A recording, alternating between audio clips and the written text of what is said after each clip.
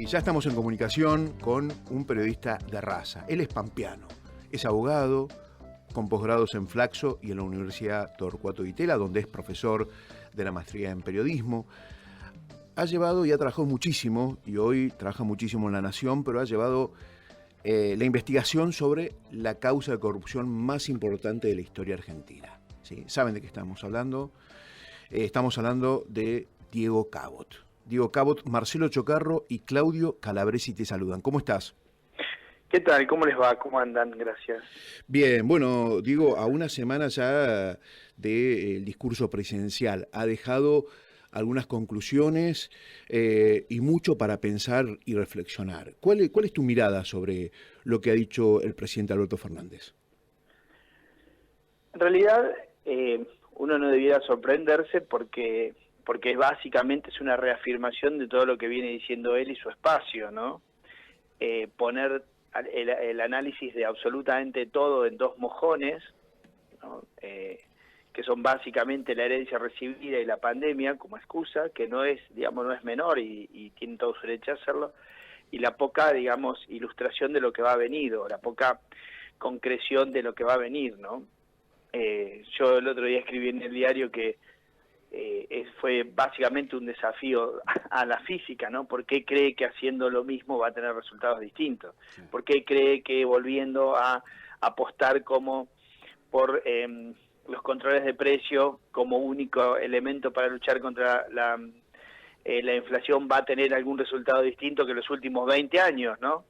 Que hubo controles de precio y que los alimentos no dejan de subir. Entonces, digamos, esa sensación de volver a hacer lo mismo y esperar resultados distintos es básicamente agotadora y agobiante. Y como te digo, digamos, no nos debiera sorprender porque es lo que viene diciendo, pero sí nos sorprende por el marco institucional donde lo dijo, ¿no? Porque uno requiere o nos ilusionamos con que en algunos marcos institucionales o le den algún tipo de pátina de estadista a nuestros pobres gobernantes. Y eso no sucede, ¿no? Uno añora, o por lo menos quienes miramos la democracia y tenemos ganas de que finalmente termine por mejorar la vida de la gente, al menos en algunos aspectos, en otros obviamente que la ha mejorado en cuanto a las libertades y demás. Esperamos que en algún momento nuestros gobernantes se pongan el traje de estadistas y entonces esos momentos que no son tantos en el año, donde un presidente va al Congreso y le habla a los tres poderes, porque no te olvides que más allá de las dificultades que hubo por la pandemia en este paso por el Congreso, estaban escuchándolo los tres poderes, y que le habla a los tres poderes con un tono más elevado, más de estadista que de jefe de una facción, ¿no? Y eso no sucede y entonces termina por desilusionar aún más, pero como te digo, las palabras, la gestualidad, la obediencia de él a su jefa, quien tenía a la izquierda, básicamente es algo que no nos puede sorprender. Pero, Diego, perdóname, ¿y para vos entonces a quién le habló el presidente? ¿Para quién fue este discurso? Claro. Digamos, el presidente, hace muchos años que la Argentina tiene pocos electores, ¿no? Tiene muy pocos electores. O sea, Alberto Fernández, no te olvides que va un día siendo uno de los principales críticos, si no, yo te diría que el crítico más duro que tuvo Cristina Kirchner durante especialmente su segundo mandato, cuando él decide hablar, y va a tomar un café a un departamento en Recoleta y sale presidente virtual. Y esa elección, y ahí no hay una elección de un partido, ahí hay una sola electora que lo elige. Y esa electora es la que le pide cuentas, y él le rinde cuentas, le rendirá cuentas en privado, le rinde cuentas con sus actos y le rindió cuentas en el Congreso. Bueno, vos sabés que nosotros, antes de hablar con vos, justamente estábamos hablando sobre ese famoso reportaje que le hizo Nelson Castro hace muy poquito tiempo atrás, donde él habla claramente de dos acciones que ella, o sea, que la actual vicepresidenta a su juicio comete de encubrimiento cuando, por un lado, saca o hace sacar una ley para la compra de Chicone Calcográfica para encubrir a su entonces vicepresidente Amadou Boudou, y después sobre el memorando de entendimiento con Irán. Entonces, y él ahí claramente le dice a Nelson Castro que eso era un delito. Entonces, uno se pregunta hoy, ¿Vos sentís que Alberto fue más Cristina que Alberto en su discurso o lo que dice ahora lo cree realmente? Bueno, Alberto ha dado muestras de que puede decir y desdecirse con una, digamos, con una gimnasia o si querés con una escenografía en sus movimientos dignas de un bailarín ruso, ¿no? Al que nadie le pide cuentas. O sea, la verdad que es increíble que tengamos un presidente que dice que es de día y es de noche y todos vemos que es de noche y nadie le pide cuentas por eso. Entonces, él puede decirse y desdecirse porque él mismo se ha encargado no solamente de devaluar la moneda, sino de devaluar su palabra. Entonces, ya no sé qué es Alberto. Yo cuando a mí, por ahí yo soy bastante crítico con algunos de mis colegas que dicen, no, el albertismo. Yo la verdad es que nunca vi un albertismo, no sé qué es el albertismo.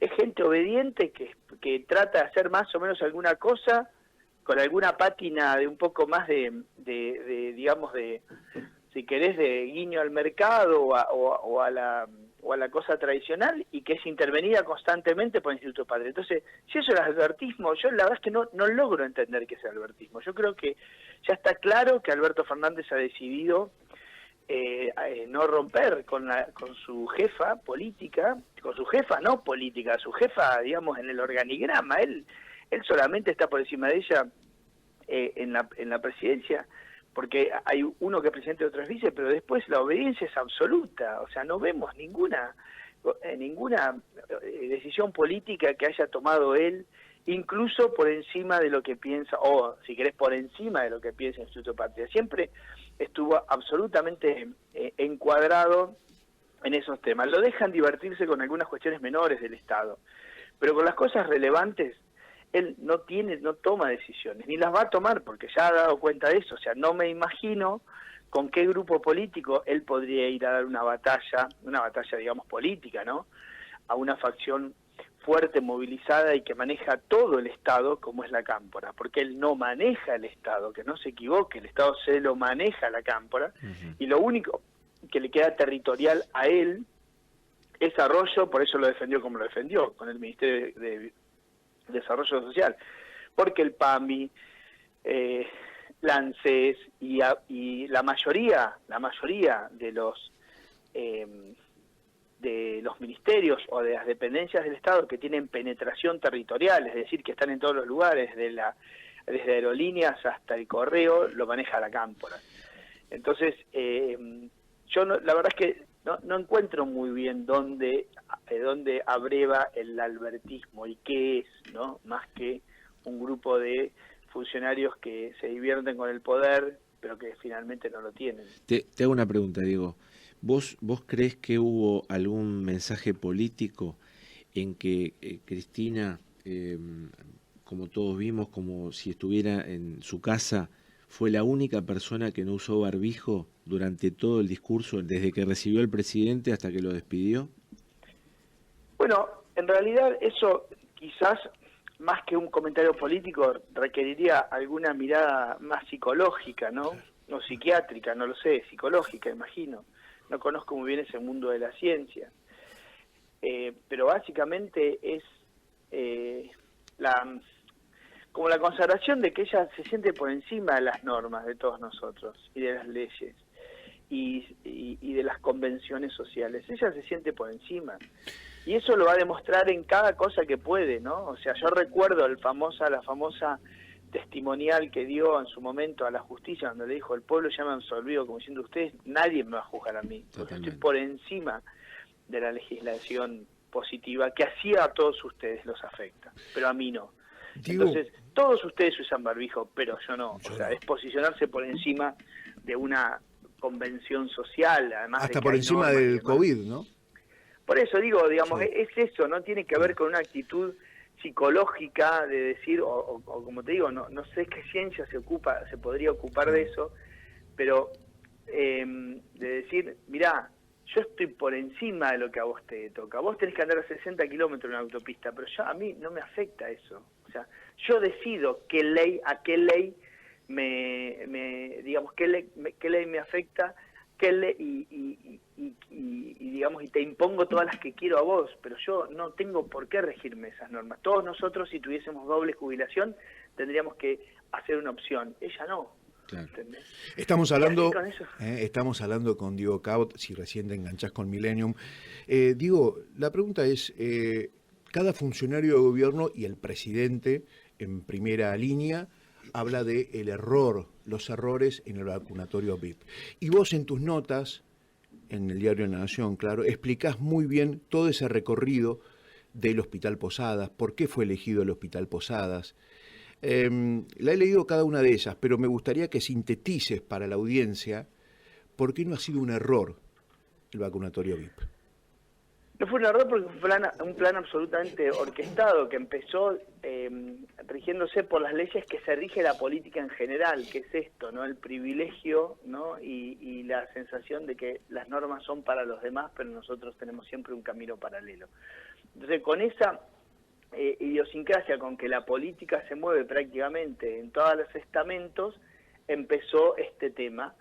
¿Y por qué el Hospital Posadas? Porque es el único hospital, o no es el único en realidad, pero es uno de los pocos y es el más cercano, donde el Ministerio de Salud tiene jurisdicción propia, ¿no? Porque es un hospital nacional, a diferencia de otros hospitales, por ejemplo, todos los que están en la provincia, en la Ciudad de Buenos Aires, que son hospitales provinciales o municipales, ¿no? Entonces, por ejemplo, el Garrahan, ¿perdón?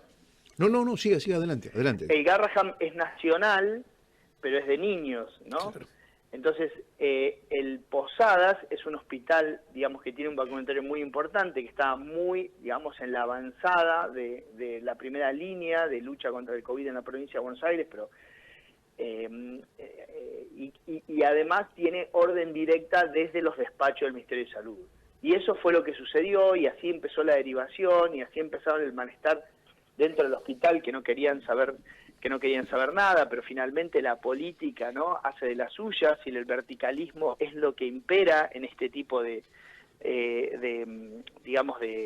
como de regímenes o de sistemas. Entonces empezó a derivar gente al Posadas hasta que llegó un extremo de que en el Posadas dijeron basta.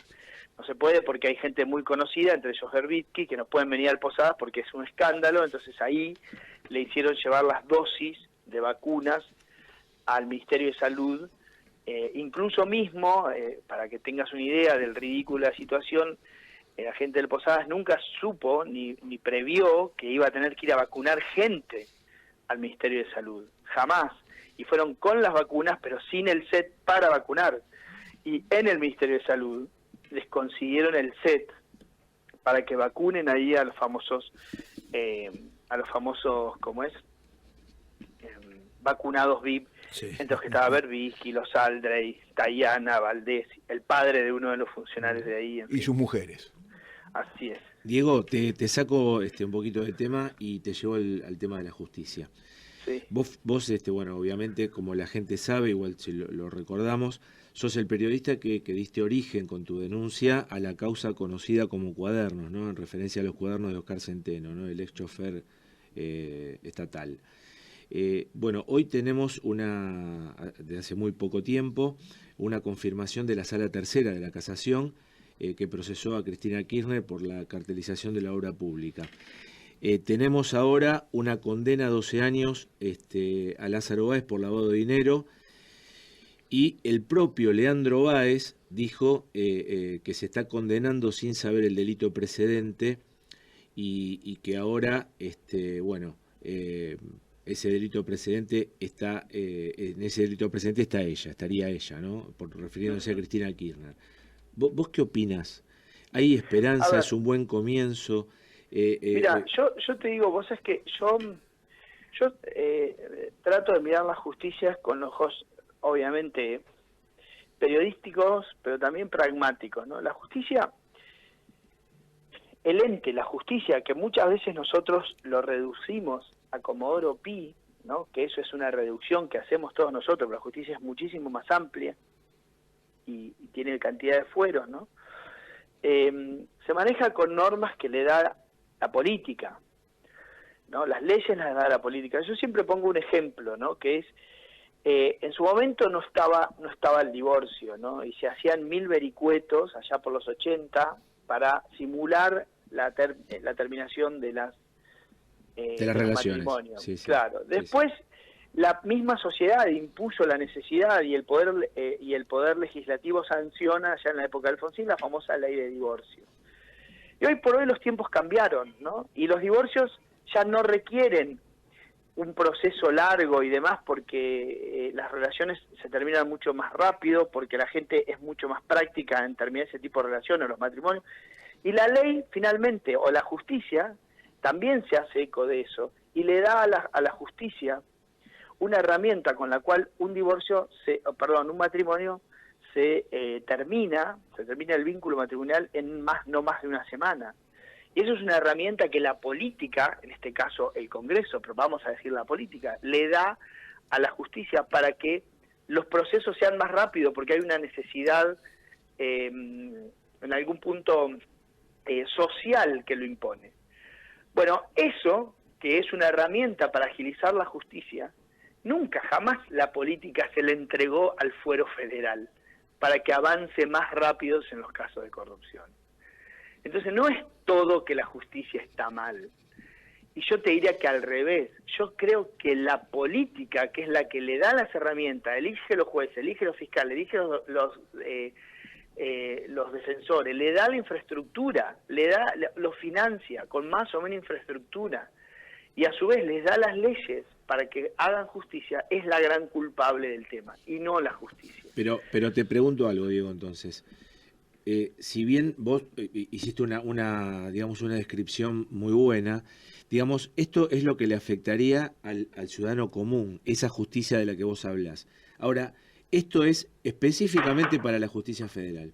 O sea, claro, esta reforma que en plena pandemia me parece que es lo último que necesitaría la sociedad, porque no es para un mejoramiento del accionar de la justicia. Absolutamente, justamente lo que te digo, lo que sucede con la justicia es que la justicia, el reclamo de mayor justicia, en realidad cuando uno empieza a despejar, se reduce en muchos casos a el tema de la propiedad, que la verdad que la propiedad está, el derecho a la propiedad nos roban todo el tiempo. Yo te puedo contar, o sea, yo ya no tengo computadora, desde el caso de Cuadernos hasta ahora me robaron 3 computadoras, ¿entendés? Claro, o sea, ya la única que uso es del diario y no me compré nunca más. Sí, igual yo bueno, en tu caso, siendo el periodista que tuvo la mayor investigación de corrupción de los últimos años, bueno, no creería que fue un delincuente común el que te robó la Bueno, pero ponele, no importa, pero digo, el derecho a la propiedad está complicado, digamos, en la Argentina.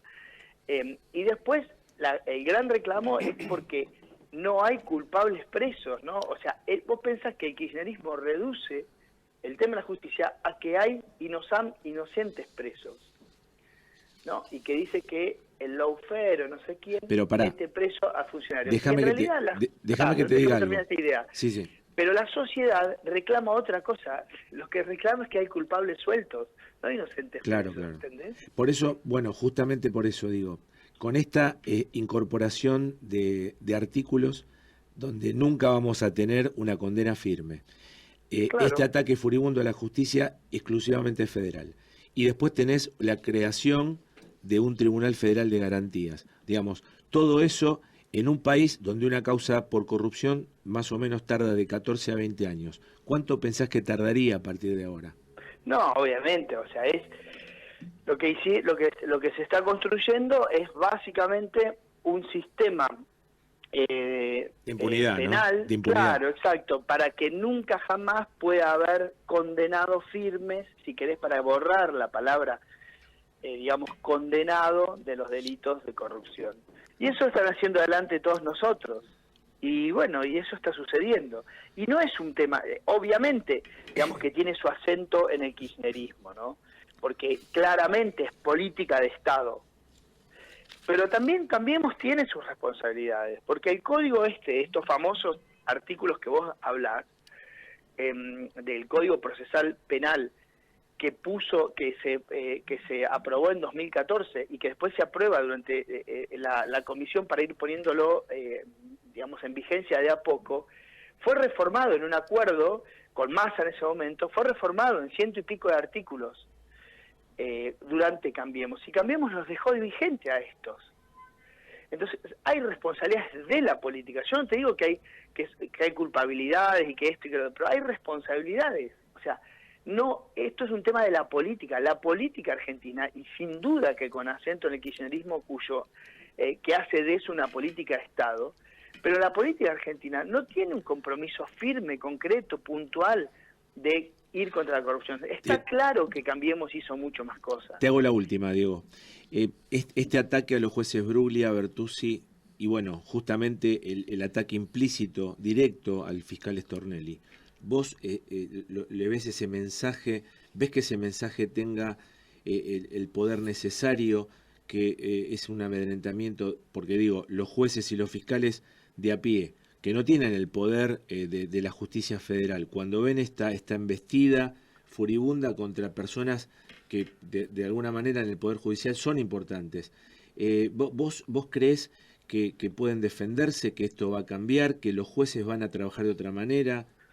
Mira, yo creo que, digamos, o sea, yo soy, en algún punto, no me resigno a que todo esté mal, ¿no? Y también te doy un caso concreto. Por ejemplo, el caso Vicentín, el gobierno, con todas sus herramientas bestiales, avanzó contra Vicentín. Y un gobierno con el 80% de aprobación, ¿no? Con Alberto Fernández, que en ese momento tenía 70-80% de aprobación de la opinión pública.